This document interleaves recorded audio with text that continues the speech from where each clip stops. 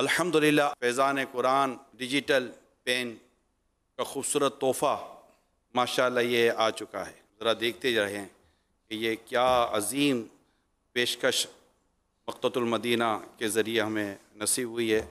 ये मैंने इसका बॉक्स खोला, ये इसकी डिजिटल पेन है और ये इसके अंदर 5 ईयर वारंटी कार्ड है।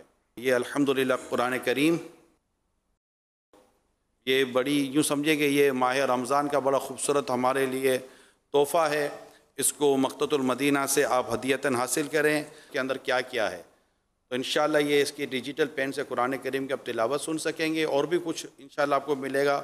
साथ साथ माशाअल्लाह अम्मा पारा इसको अलग से दिया गया है, मदनी कायदा इसमें अलग है, बच्चों की नज़में ये अलग है। मैंने थोड़ा थोड़ा बताने की कोशिश की अल्हम्दुलिल्लाह। तो अल्लाह ने चाहा तो ये हर घर में कीमती चीज़ पहुँचेगी।